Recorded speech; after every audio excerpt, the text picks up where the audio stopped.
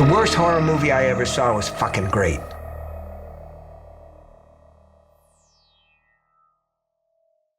Hello and welcome to This May Hurt a Bit. My name is James Strayer and this is John C. Myers. And we are a horror franchise podcast discussing each film in popular and not so popular franchises. And today we are discussing Critters from 1986. So, John, did you have a whiplash going from Texas Chainsaw Massacre right into Critterland like I did? Well, it was still overall pretty bucolic. And yeah, there you go. Yeah, farmhouse. Yeah, and honestly, probably the back half of Texas Chainsaw, maybe not so much the Leatherface remake, but the other ones. Like at first when it opened and it's on a prison asteroid, I was like, again? That was way different. And so I was very excited by that. Right. Yeah, mission accomplished by, granted, I don't want to belabor this point because we both love horror, everything in horror, all styles of horror, pretty much. But again, when you watch a bunch of a movie in a series in a short amount of time, it starts to hurt a bit. And so I was ready for something just a little goofy, and you had been suggesting something like this for a while. So I'm glad we kind of took this turn. And you had not seen this before, correct? I have not seen a single Critters movie. Have you seen a Ghoulie? I have seen, yes. Have you seen a Gremlin? I have seen all the Gremlins. Yeah. Well, not that because they redid there's a cartoon or something. Have you seen a Munchies? I'm just cutting you off. I just don't No, this is important information. You're being grilled about tiny little Have men. you seen an Elves? I have not seen an Elves. I am familiar with Elves. I've seen bits of Elves, but and of course you've seen the Hobgoblins. I've seen the Hobgoblins. What about the Spookies? I don't think I've seen that. Oh, I've not seen the Spookies. Okay, so yeah. In the early 80s, children, there was a big rush to cash in on that Gremlins money. And it is pretty great because when I popped in the extras DVD of my Critters box set, this beautiful box set that I have over here. Sorry, that sounded very Trump. This beautiful Critters box set. People are noticing it all the time. And nobody talks about the critters anymore. The critters, the wonderful critters. No, I popped in the making of, and within the first 2 minutes, somebody's already defending. We wrote this before the Gremlins, so that is part of the lore. Yeah, I was reading that he apparently, that he'd written it years before the Gremlins movie, and I envisioned this sort of Salieri Mozart kind of thing where he just saw the trailer for the Gremlins and was like, no, and just throwing parchment paper everywhere. Look, if you're working at that level, I would assume that you're trying to be happy with what you've accomplished, etc. If I wrote Critters and I saw the trailer for Gremlins, I would be pissed. For sure, because of how great Gremlins is. And then Gremlins 2, of course, which is even better. However, does this rise to Gremlins? No. But would I be pissed still? Yes, of course I would. It is funny because they both have Corman backgrounds. Because that was Joe Dante. Oh, there you go. But these guys, it was Stephen Herrick, Dominic Muir, and Don Keith Opper. All I think they met on Android. Right. So they all had a background working with Corman. So Corman is responsible for both of these guys. I'm not ready to make the call yet because it's unfair, having only seen the first Critters, but the Gremlins are a lot more they're just little chaos monsters. The Critters haven't figured out their whole deal yet. I like them. They're dumb. Right. But, everyone in this movie is dumb and it's kind of great. Oh, completely. I still don't know their whole deal. Like I say, that's a good observation though, because the Critters or Krites, Crites, which I have not been able to jump onto that term. It's just too easy to say critters, Yeah. These guys are what? Intergalactic criminals, which I love at the outset. I love that a kid didn't find these guys in a cornfield. They didn't find critter eggs somewhere. It's just there's a whole other Star Trek sci-fi thing going on off-world. And these guys escaped a prison. And I love that. Yeah. And that's part of the thing. I had to just, and this is just a problem with me, but the movie does a good job of not letting you do this, even though I kept trying where I was being well, wait a minute. So these things are sentient beings. Yeah. And they can they can fly a ship and talk and whatever, but they can't figure out to find a grocery store. Yeah. They gotta eat humans. Maybe they have to eat humans. Like it's fine. It also does not matter. Shut up. So just say to yourself, relax. It's just a show, Yeah, it's just critters. Yeah. I messed that up. So, but anyway. Yeah, I mean, it's, you don't want to say it verbatim. Yeah, you don't exactly. want to just plagiarize I'm not going to it. be a shill for MST. But I had seen this when I was a kid. I've seen Critters 2 a couple of times. One time recently, and I'm sure I'll talk about this next show. I am not up on Critters lore at all. Mm-hmm. So when it started like on a whole like sci-fi type of thing, I was just sitting there solitary, pumping my fist, by myself. I thought it was great. Not only do you have Critters as an alien, but then you have to wonder, what crime did they commit? Yeah. That's fun to think about. And then why are they so violent and important that you send shape-shifting bounty hunters, another alien race, after them, which added to it so much. Well, and the alien bounty hunters that are awful at their job, which the producer, who is also, I think, a former Corman guy, Rupert Harvey, in this Den of Geek article, he says it was an archetypal American story about foreigners invading the homeland. It's quite prescient given the current state of politics in America. There's this quintessentially American setup with an almost pioneering family struggling through adversity to come out the other side. But to me, this is a polemic against the whole carceral system, because you have this crummy jail that these Krites are able to get out of. Mm-hmm. And then most of the destruction done in the movie is by the bounty hunters trying to get them. And the only way it's defeated at the end is by, not to spoil everything, but is by Charlie throwing a Molotov cocktail at it, which is a sign for armed resistance against the state, man. There you go. Oh my gosh. Yeah. So this is all border politics in 1986. It's all border politics. But, it's tough to say because the website Woke or Worth It rated this movie based. So who's to say? Right. I love putting modern social context on 1986 creature features. It just goes 1-to-1. Right. It's fine. Look, I've had an idea and I agree with me. So I think it's right. Right. Yeah, man, when the credits were rolling on this one, this is another case of, my goodness, I wish I'm all for giving people credit up front for what they're doing, but I really wish that all these credits were at back, because I even texted you. I didn't want to give anything away. I was like, try not to watch the credits for this, because this is awesome. This is a great cast. I looked right at it. I looked right at the credits. It's such great. Yeah. You looked at the trap, Ray. Yep. I saw M. Emmett Walsh and Billy Zane and Lynn Shay. Lynn Shay and Dee Wallace. And Neelix. Ethan, whatever. Neelix. I mean, good gravy. This is a great cast for a movie like this. So stacked. That got me very, very excited. And frankly, did not let me down at all. Dee Wallace coming in off of E.T., one of the greatest films of the early 80s, if not of all time. Hot take there. But E.T. Can he say that? Yeah. But, I do feel like she brought a certain level of presence here that another actress may not have been able to at all, for like how goofy this stuff is.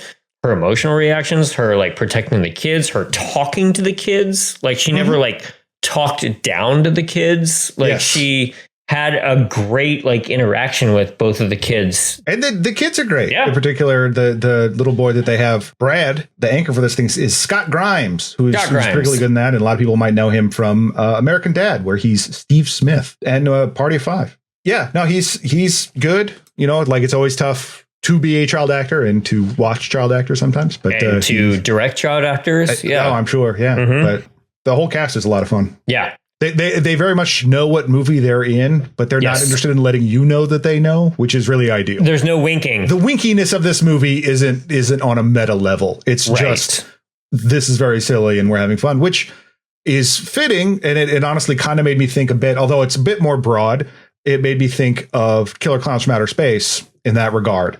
The Killer Clowns from Outer Space is very silly, but it still kind of takes its premise seriously. Yeah. This is a bit more deadpan. And it's fitting this Killer Clowns because the critters were made by the same dudes that made the clowns. The Chiodo brothers. Yes. 3 guys who took care of this. There's some great extras of them like building critters. So if you like behind the scenes stuff on low budget horror movies, like I definitely recommend the Critters box set. I watched a making of documentary that was probably just as long as the film itself, which is always a good sign because you know that there's love being put into this. So and they took care of not only all the critters, but those early aliens, which it's easy to skip over because you kind of want to get to the critters. But there's like a few different great alien effects in that first like 6 minutes of the movie of the guy in the hover chair, like hiring the bounty hunters, which is great. And then just the other little dudes. And it's very sort of expertly handled. And this was, I think, the first time directing by Stephen Herrick. He was an editor previously. He was an editor. Again, working with Corman, so probably picked up some stuff. This at the time, this had a budget of $3 million. So like this, they didn't have, this alien spaceship at the beginning, like so much stuff is done in close-ups with just very dramatic lighting, but it all works. It doesn't feel like it's covering stuff up. It still feels like it feels deliberate. And the thing about an editor making the jump to directing is you really get the sense of, and they always say it's like, I know what I need. Probably more than your average director might need. So like John, as an editor, you might be able to direct a scene better because you're just like, well, I know exactly how this is going to cut together. I won't, but I might. What, you've never wanted to make the jump to directing and have that responsibility? No, I mean, I did for a couple like our stupid little Cinema Queso short films. I did. And then I had to direct a pivotal moment in our film Cocor that I had no business doing. So I don't like being in control. I like being angry at not being in control. That's what I'm into. Typical lefty. But just in terms of how things are put together, that's a great school to come from. Just like knowing exactly what you need to build a scene. So this guy went on to direct Adventures in Babysitting. Bill and Ted's. Even those two. That's enough. That's enough. Like, you're done. He did Mr. Holland's Opus. I saw that and I was like, look at him getting serious. Do it, Mr. Holland's Opus. But no, I mean, that's pretty cool. Like, I love watching the arc of a director, where they get their start, where they where they go to. He's still directing a shit ton of TV, like high-end TV. Yeah. And that's no sneeze either. Like, if you're directing TV right now, like that's hard. He did from 2016, 2019 did the MacGyver series. 2016 did Dolly Parton's Christmas of Many Colors, Circle of Love. Sign me up for that. Yeah. Frankly, I'm a sucker for a good Christmas special, so I'm going to look that up this year. So, this is all a way of saying that we have so much talent going on in this B movie, and we say that with love. It's something to behold for what they're going for. Yeah. It's so funny because in a lot of ways, I don't feel like plot wise, there's a lot to talk about from beat to beat to beat. Pretty simple. I wanted to like start out with just saying how much talent is up there in the documentary I watched. I do love that the director said that they saw Blood Simple and they were like, we need Emmett Walsh. And they said, and I love that the directors of Critters could go to the Coen brothers in the early 80s and say, we want your man. And they're like, yeah, sure. Before the Coen brothers were the Coen brothers. Right, yeah. And even in 1986, Emmett Walsh had a reputation of on set being kind of salty. Oh, really? Just like, yeah, he couldn't be bothered. He wouldn't look you in the eye. But as soon as the camera rolled, he was like his like good time guy. But otherwise he was just kind of like, which I was a little bit bummed. Yeah. To read you sort of have this idea of him being like this sort of more genial guy. I mean, even though like the two he's roles a John Goodman type of guy. Yeah. I mean, the two roles that immediately come to my mind is Blood Simple and Blade Runner, where he's a jerk, but they're still like, yeah, but he is cool. I need you, Deckard. I need that magic. Anyway, so to start off, these critters somehow hijack a spaceship. already makes me laugh. They escape the asteroid. I looked, this is just one of those child of the 80s type of things, but I looked up that laser blast sound. The Krites have stolen a ship. It's a Star Wars sound. Oh, Anyway, they send bounty hunters after them and they crash land My favorite bit early on was, again, seeing right away Ethan Neelix from Star Trek Voyager. So I don't particularly like Voyager at all. I've tried. God, I've tried. I will keep going back to it to try for some comfort. I don't like Neelix. And this is such a funny thing. It's just like, I was happy to see him just because he was like a comforting presence, you know? It's a guy you know, so that's fine. Yeah, it's a guy I know, you know? And he's in Star Trek, so he's got to be cool. Yeah, I mean, it's kind of true, really. But anyway, the spaceship is holding, the bounty hunters is flying towards Earth, and we're told that they have transformation capabilities. Yes. And I feel like the guy that they're talking to is such like the chief who you know I love, or like the crusty old dean who's like kind of pissed at him, like, you know, I don't agree with you, but you get results type of guy. I love the dynamic of the two bounty hunters because one turns into a rock star because they have shape-shifting capabilities. So he's just like, I'm going to be Johnny Steele. The other one can't decide what he wants to look like. And I think that that is such a great idea for a movie like this. Like it gives you opportunity to go through different people, but it also gives the character a little bit of like I don't know. What do you think? Well, that's it. I mean, like I said, they're both pretty dumb when they're going to Earth. When they're flying in, the chief is like, oh, hey. We are tracing the Krite to a solar system where only one planet supports life. Earth, your ship database will contain adequate information on the culture of the planet. Your transformation capabilities should come in quite handy there. You're going to go there. Here's a video. And it starts with Earth is a culture of contrasts. And then they immediately just fast forward. And yeah, he sees a rock star and is like, yeah, I'll be that guy. Would you choose that? Would you choose, like, because as being a super famous guy, would you know, like, well, that will open doors for me, or is that going to be more of a hassle? Yeah. Or is it just like, hey, I like the way this guy looks? I mean, you see that hair? Yeah, but then when the other guy is like, oh, you know what? I'll be the dead body face. Let's do that. No one will think that that's odd that I'm a dead body.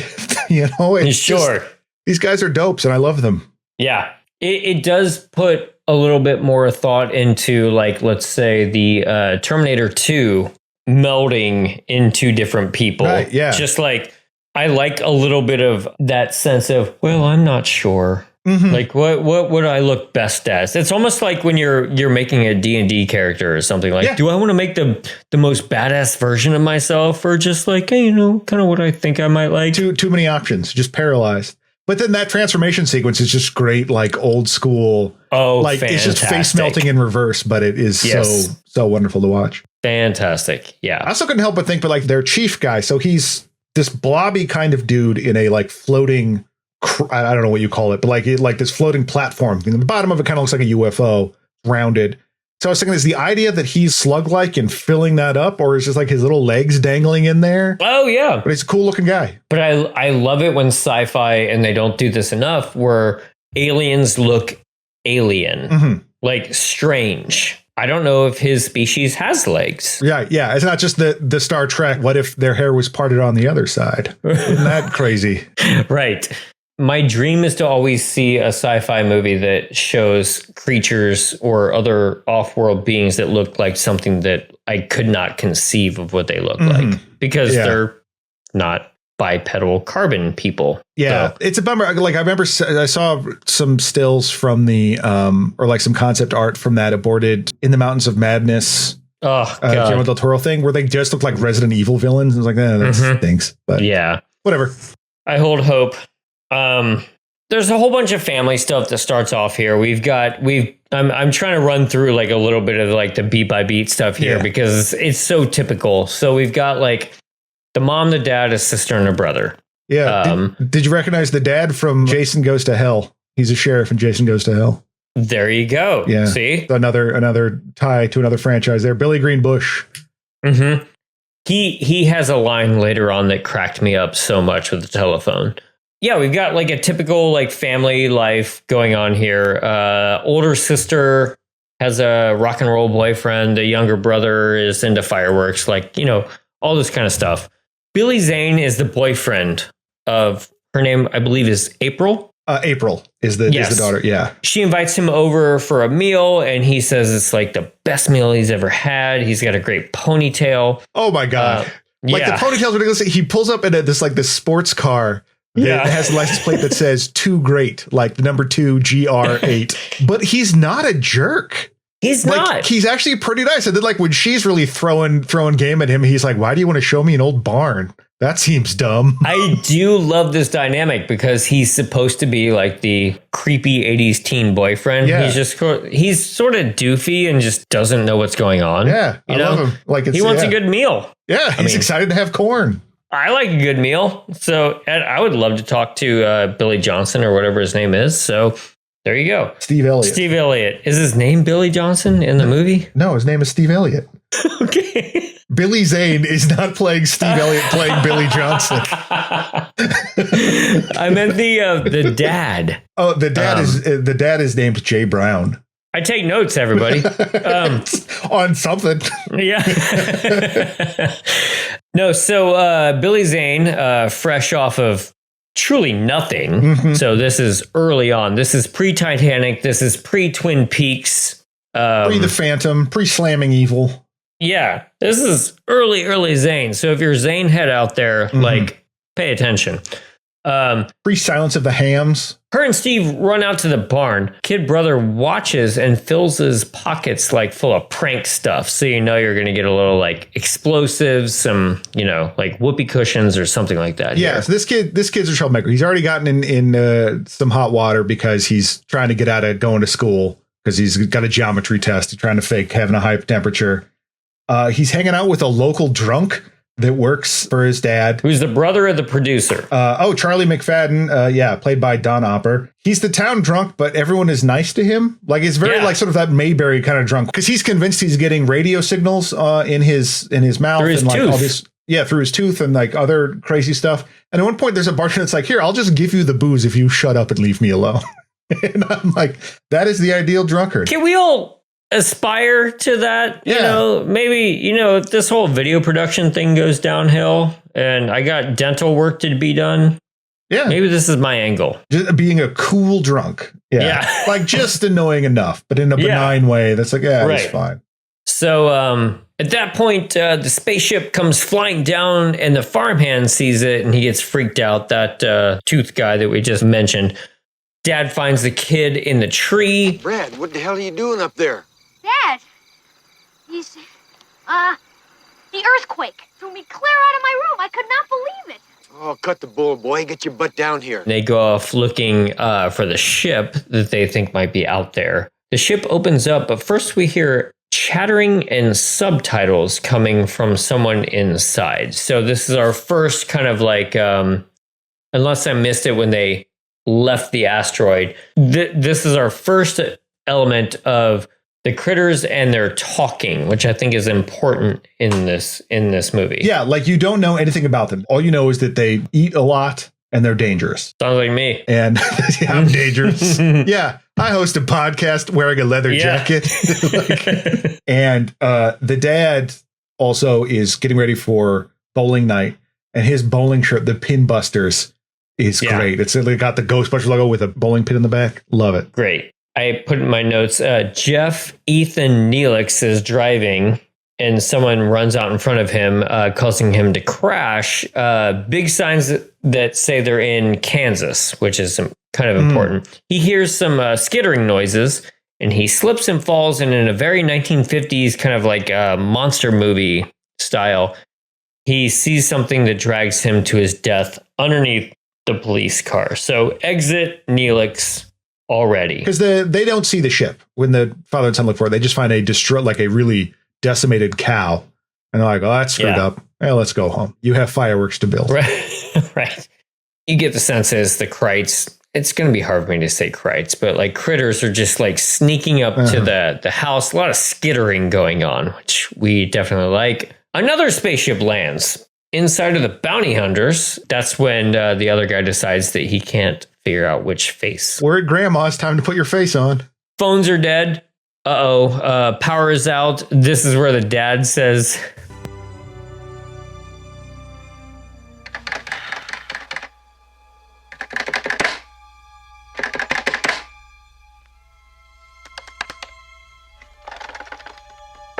This phone is dead. After like a solid 30 seconds or so. Totally worked for me. Great small joke. Yeah, well, I mean, like their whole thing is great. And I think the movie does a very good job of like you're presented with all this fantastic stuff at first, like all this kind of ridiculous stuff, sci-fi stuff, and then you just get this family hanging out in the Midwest for a while, and they're all very enjoyable. So it works. fun. Yeah, they go down to the basement, and we get a slow reveal of the critters and their red eyes, just sort of kind of shaking around. Jumps on the dad's shoulder, biting him. Another one shoots a little spine at him, and the dad bashes the critter with a hammer and tries to climb up the steps. So we get our first like real attack here. We get a little bit of their weapons going on. Yeah, and the reveal is pretty great too, because it's like up against a bunch of stuffed animals. You can't really tell at first, and then you don't expect something that small and tiny to be able to pilot a ship.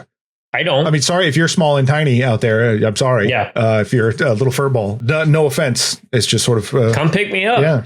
But so this is the first visual attack and against the dad, and I love their little spiny things, their little porcupine-esque quills. Definitely in the creating of the critters, there is always going to be the writing and directing versus what is possible. Mm-hmm. And I think that they were really good at this, where they said that the rolling, which comes up later, was purely by the effects people. They're like, oh, we'll do you one better. We'll make them roll. And that wasn't in the script at all. And like usually effects people are just like, how are we going to pull that off? You know?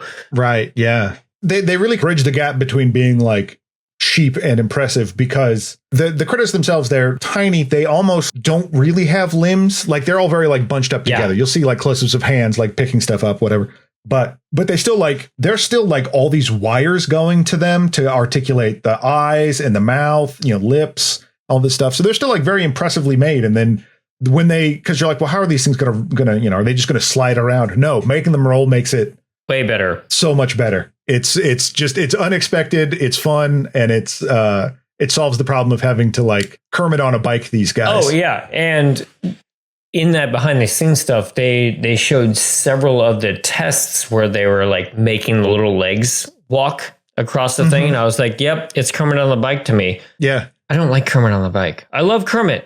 I don't like to see his legs. I just don't. It freaks me out. I don't know why. Not into it. But when you roll a critter, they can get from point A to point B, and it's just fine. Pretty quickly. Yeah. Well, they called them bowling ball critters, which is great because like the effects guys would stand off screen and just like roll. And just chuck them. Nice. Man, what a great job. What do? I throw fur balls? Right. For the next 6 weeks.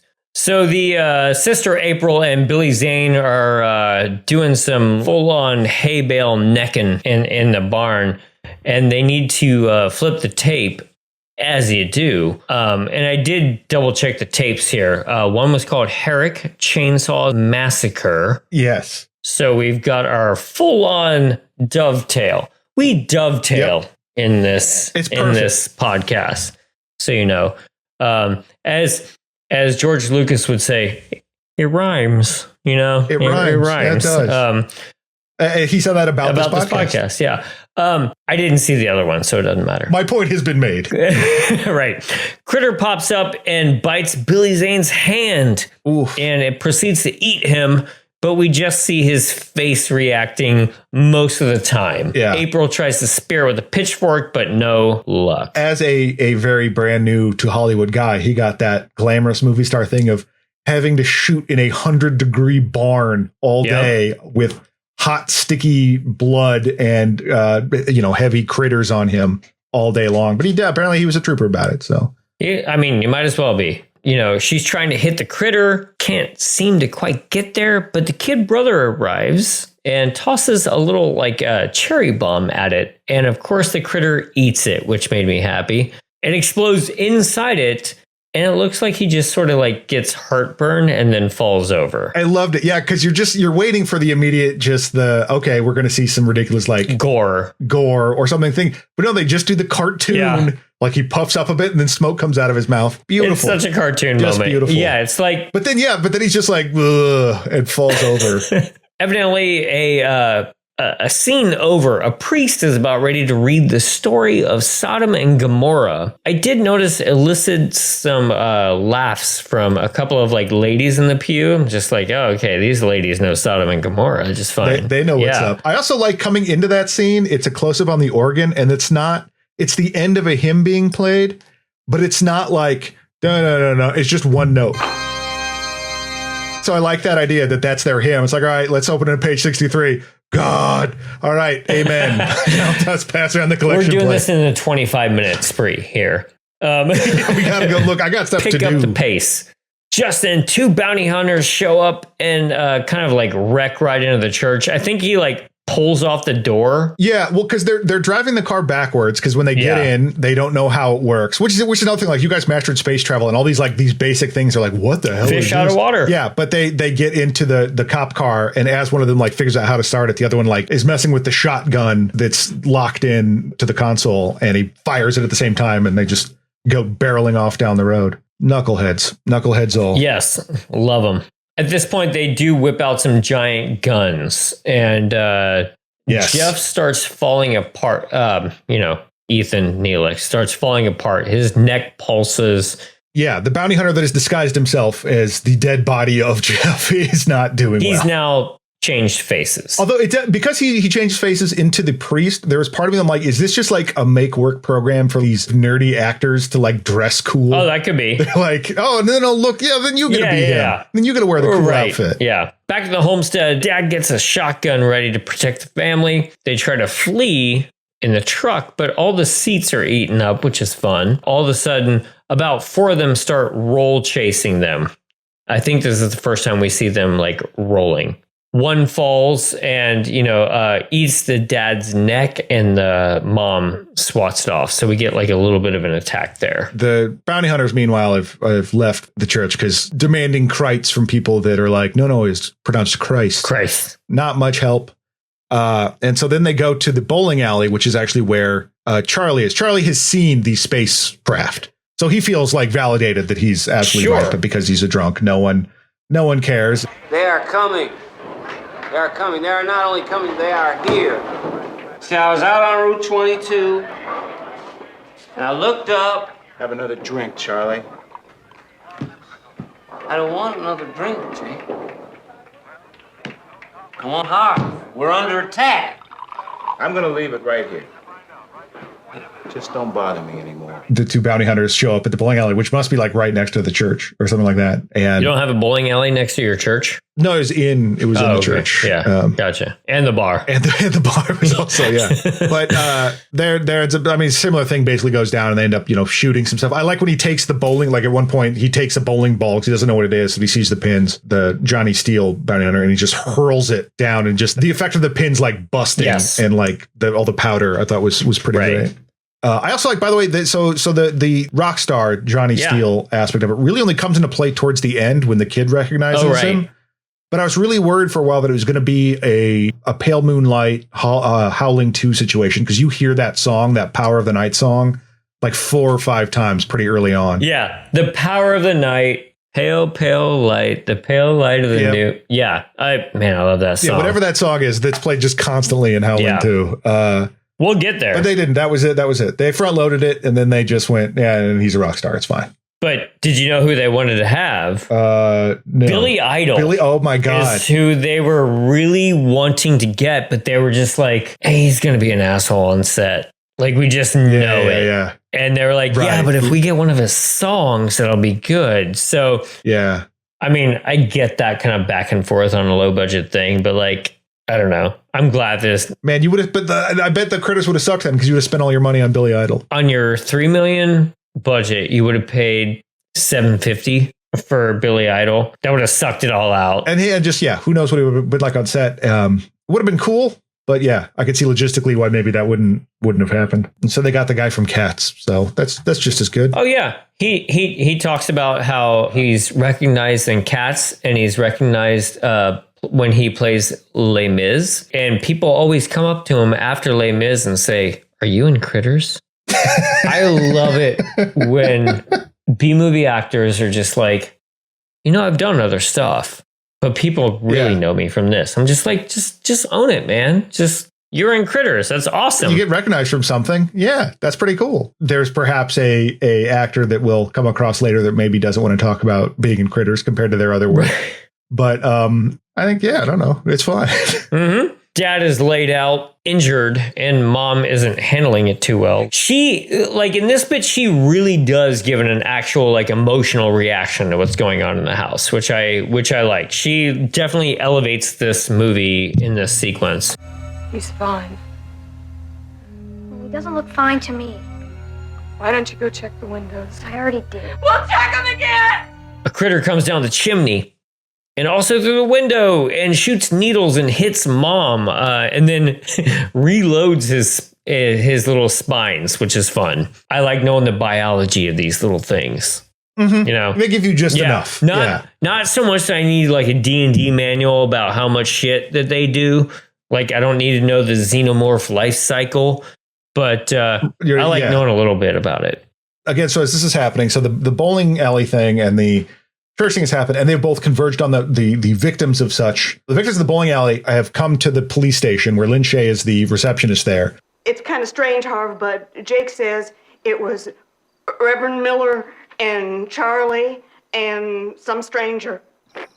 Now, hold it. I'm not reading you clear, so I'll repeat that. Over.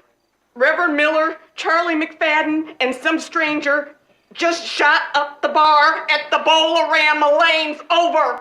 He also, when he first gets the phone call, when Emerald first gets the phone call, he's in his bed, and I love next to his bed, just thumbtacked to the wall is like ripped out from a newspaper, a picture of Dolly Parton from 9 to 5. Not like a super glamorous. It's just her on the phone from 9 to 5. And he's like, there's my baby. Yeah. So I guess when he's on the phone, he can pretend he's talking to Dolly Parton. Like they have those Flintstone phones, but it's for Dolly Parton. So does he have a wife? And is she okay with that? No, he just has a cutout of. So he's single. Okay. Yeah. I mean, I would be okay with it either way. Like modern relationships, go for it, whatever works. Yeah. But, I do love him waking up single to Dolly Parton. Because who wouldn't? Well, it's just a very sensible Dolly Parton. Like it's just a very like, if I had a wife, she could work. And not only work, but work 9 to 5. What a great movie. There's a whole bunch of mayhem involving the critters. It's a very fast sequence. I couldn't keep track of it while I was typing because I just wanted to watch it, which is a great sign because screw that. Mm-hmm. Kids run outside and there's a rolling critter and he hides and sees that the critter is growing via the shadows. So this is one effect that I thought was interesting and I looked it up and evidently the producer, so Bob Shea, who I've come to really like at New Line Cinema because he's partially responsible for Lord of the Rings, but he evidently was just like on set just saying like, yeah, we need a big critter. And everybody's standing around being like, what do you mean we need a big critter? And it's just like, well, I don't know. We need a big critter. We're like, they're eating people. We need a big critter. And it's just like, no, like the effects people did not plan for this. And so evidently late one night, they were just like figuring out a way to make a producer happy to make the critter grow at night. And I don't know, like it turned out pretty good. It's cool. Yeah, I like the big critter. But I would have been so mad that night on set and just being like, well, call this out in the script sequence, please. Yeah, it's like that dumbass from the that Kevin Smith story about the giant robot spider. John Peters. It's just he's just got some vision of whatever. There's got to be a big critter. Fine. Here, look. Oh, okay. Well, in this case, it actually worked and was kind of cool. It works, but could you imagine being on set and you're like hour 6 of a 10-hour day, and someone says, "We need to make that thing big." Yeah. Why? Yeah, and then you figure it out. Why now? Then you figure it out on hour 12, right? Mm-hmm. Yeah. It kind of sucks, but this is one of those cases where it did work out. So shit, that guy was right. It sucks to say. Like I don't want to get too far from the family attack because another great example, we can't really do it justice because it's subtitled. But when the critters, they're like fighting back the critters, and they run to their house, and the critters like they could use weapons, and one is like, so what? Then D. Wallace comes out and shoots him with the shotgun. Fuck. Favorite part of the whole movie, and I can't believe I Critter rolled over that for a second. But I mean, it's like an obvious joke, but it's great. The fact that they went for it, just that they had these tiny little monsters stop and do this dumb little joke. So that was another case of the same producer. He didn't want any subtitles in the movie. And so all the director and the editors thought it would be a really funny gag. And so they basically like paid for a post-production, like really shitty version of subtitles at the end, right before a screening. And they played it.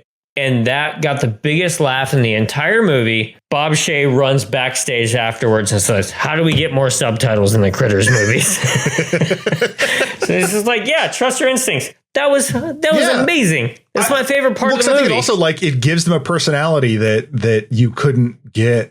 Because the Gremlins, at least, like kind of have words and they wear funny costumes or whatever. And these guys are just little furballs that bite. And so being able to have them kind of talk and do stuff, right, I think adds a positive element to it. Not to get too overly brainy about it, but also like it tells me that they know what weapons are and they know when they're in jeopardy instead of being like xenomorphs, like when the dad sets fire to one, I think it's the dad that does it. The other one, like watching it in horror, like, oh my God, they got Bill. And then, of course, I just love that he critter rolls into the toilet and you hear it's dumb. They're stupid jokes, but they're done very earnestly. Oh, yeah. It feels like there's a bunch of like 80s horror comedies that are like that. We need to bring that back. Sure. And like, I don't know if I talked too much about this on our show because it hasn't been relevant, but I know, but like Mel Brooks is like my comedy idol. Like I love quote unquote bad humor. Like I love that stuff so much, and it works with horror, and it works here for sure. So a little critter saying like, "Oh fuck, they got weapons," and getting blown away. And the edit, of course, is really important because it just hits at the right moment. So and it's just like anytime they're like gory enough, whatever they kill him, because it's always just like splatters of green, but it's not like a huge deal. I wouldn't mind it if they went heavier on it, but I think for the kind of movie this is, it's perfect that it's just a little bit too. Well, it's also PG-13. So they did go back and forth with the MPAA a little bit. And had to tone down the gore just a bit, but the thesis of this movie was to make a PG-13 horror comedy, which is fine. Before the family is blasting away and doing good, I think it's really important to bring up this moment because I feel like in our wrap up, I'm going to ask about our favorite rascalin' around moment. So in this moment, a bunch of critters are upstairs, like ripping apart a bedroom. They're rascalling around. They're doing stuff. Like that's the best part of these movies. And so from here on out, we're going to be looking for rascalling around moments in Critters. So here's a question I have for you, if to try to bring some sort of logic to this rascalin. That's my country album name. Please bring logic to my rascalin. To my rascalin. Intellectual dark web country album. When the critter is talking to the ET, stuffed ET, it's like, who are you? What's your deal? Does he know that's a doll? Good question, because the effects people said they had a more specific ET looking doll right there, and there was a copyright version. Problem. Yeah. So they swapped. That's clearly ET. But so it's they like, swapped it out with a softer ET, and they still did it. So it was definitely like, I don't know. Those kind of jokes, I feel like, were probably so much more fun in the 80s before the internet. Well, yeah. Before, I mean, everything was self-referential all the time, or reference pop culture. Yeah. Immediately, I thought of just recency bias.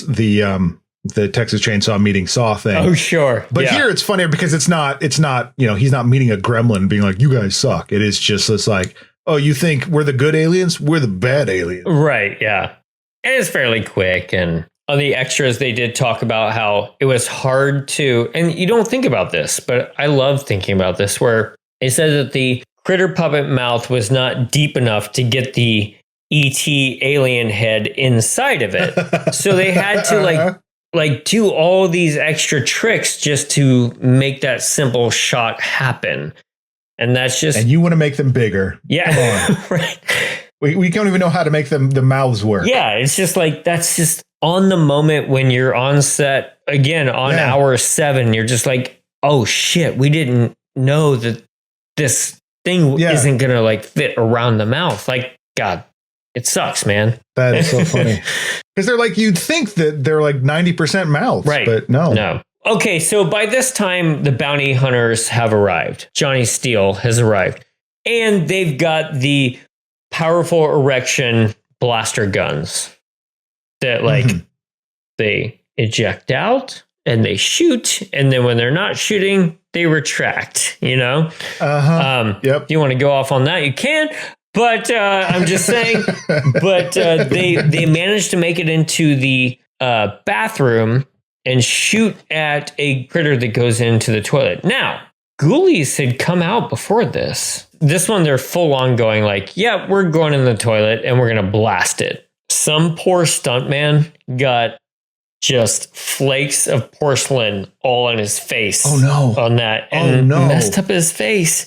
Could you imagine going to a critter set and exploding a toilet and it goes off in your face? I don't know if it had lasting damage, but like, good God. Well, just you think about like, these psychopathic stunt guys talking to each other, being like, yeah, my whole body got set on fire. Or, Tom Margaret's like, I love getting hit by bulldozers. And you're like, the toilet blew up on me. Yeah. Is that, are they like, absolutely, that can happen. You're one of us. That's that. Or it's just like, hey, it's toilet face over here. You're like Duder from Maniac Cop who does all the flame. Yeah. The fire stunts and goes off the pier and stuff. It's like, oh, look at toilet head here. Like, I shot a toilet at point blank. Which, like I didn't even consider like the Ghoulies angle. I just went like, like 8-year-old me would have been like, they blew up a toilet, man. That rule. That's that is funny and awesome. I was about to say my age, but I'm a young, cool guy, so I'm not going to. Right, so I'm going to say 27-year-old me thought that was funny as hell.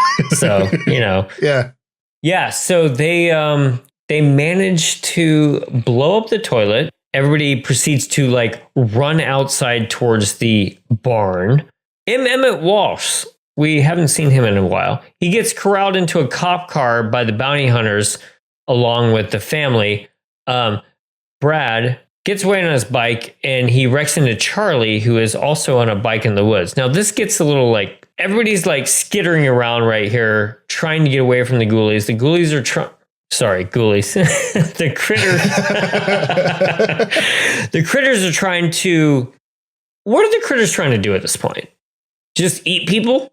I think just eat. Yeah. I mean, because they're not really interested in like, they haven't figured out that cars go places. Right.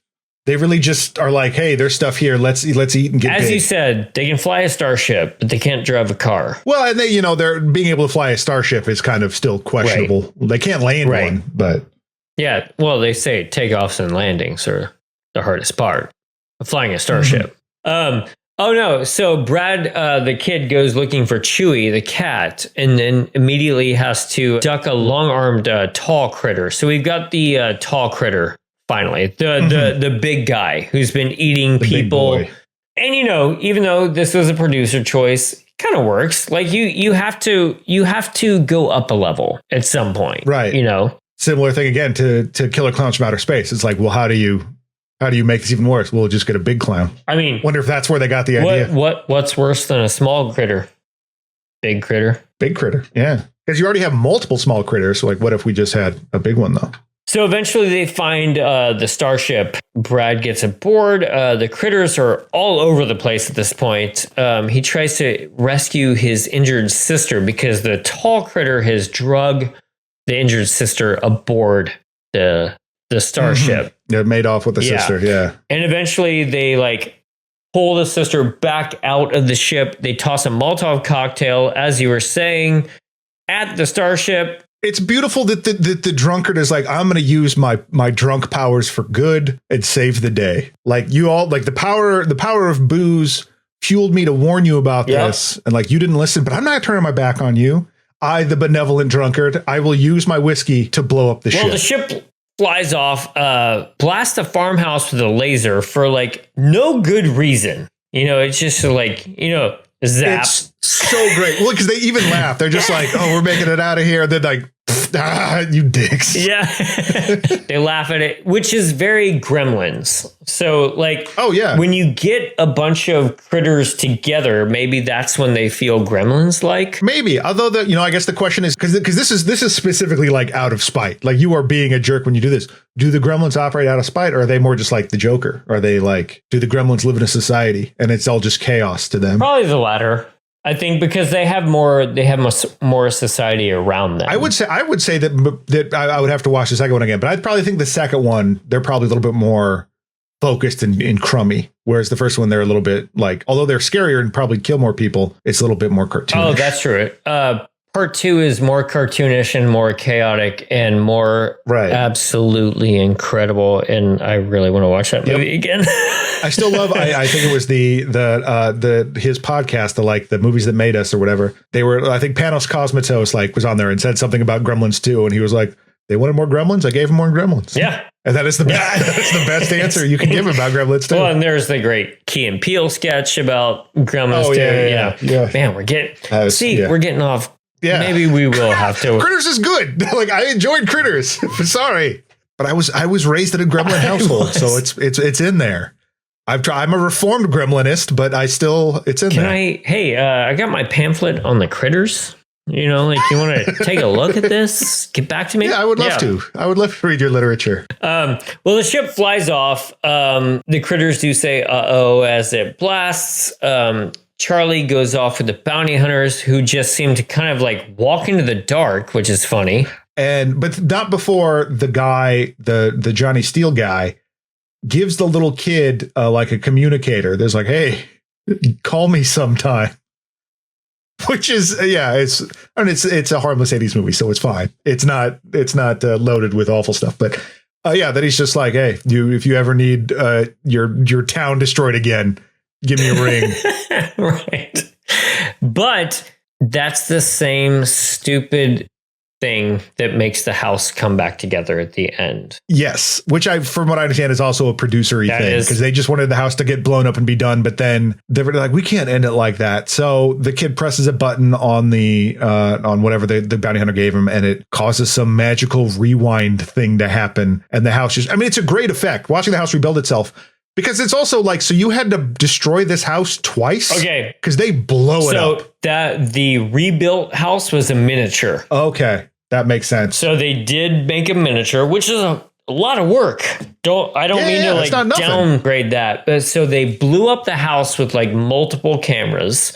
They blew up the house. And then for the reshoots, the effects guy was like, well, I got to build that in miniatures since you blew up the fucking house, So like, how do I do that? And it's so obvious, like a reverse camera thing, but it's fine. Yeah. Like it's fine. Yeah. Bob Shea was again at a screening, and some random guy who just made a movie with him came up and said, that kid should just like hit a button on his remote control and put the house back together. And Bob Shea was like, yeah, that's a great idea. Like, okay, fine. Put the house. Man. But there is part of me that says that Critters is not a mean-spirited film. It's not a dark film at all.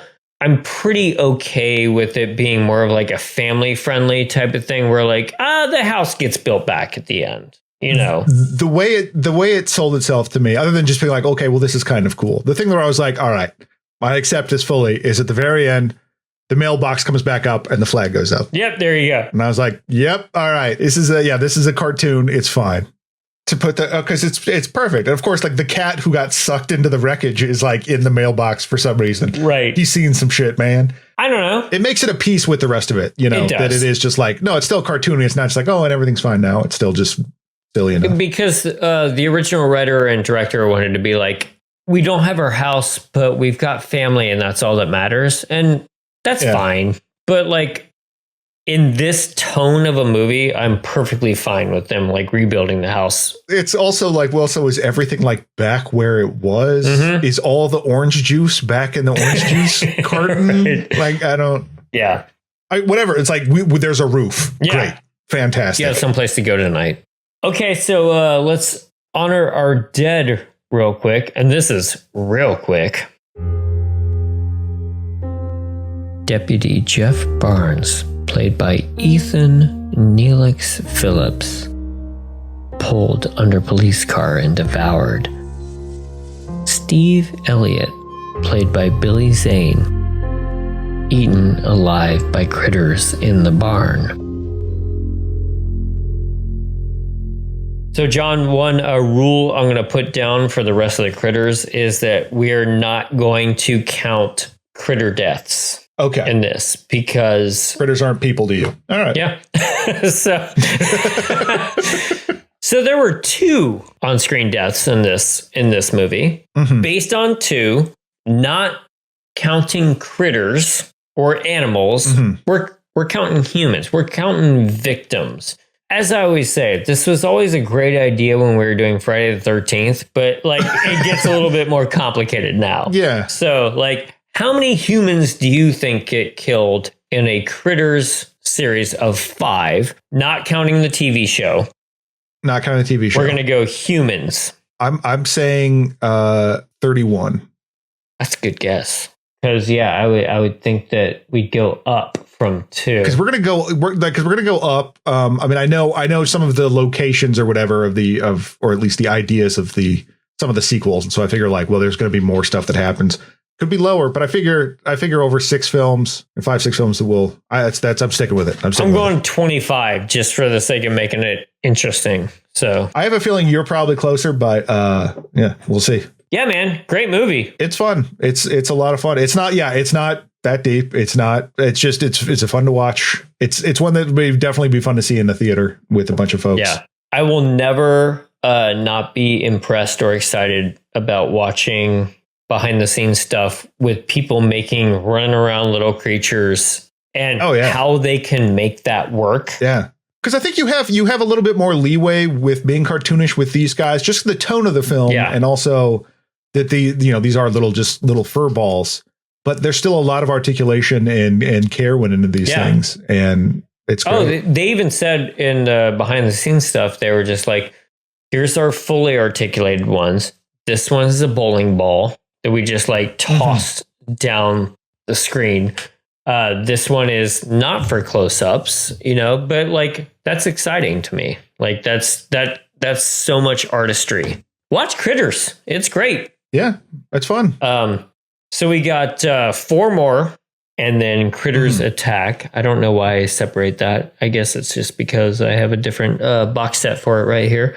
But check out Critters. Are any of you fans of it? Are you bored by these kind of movies? Do you like the ridiculousness of it? Either way, maybe leave us a 5-star review before Halloween. Treat yourself by giving us a 5-star review. You can find us at This May Hurt a Bit Pod on Instagram, Hurt a Bit Pod on YouTube, and you can email us at thismayhurtabitpod@gmail.com. So fire up Critters 2 on your Blu-ray, and we'll see you in 2 weeks. Good night. Good night. This has been a Caretaker Press production. It was produced by James Strayer and edited by John C. Myers. Logo by Ethan Kimberling and music by Michael Arthur Holloway, who you can find on Bandcamp. Follow us on Instagram at thismayhurtabitpod and email us at thismayhurtabitpod@gmail.com. Give us a 5-star review over on your favorite podcast app, and we'll see you next time.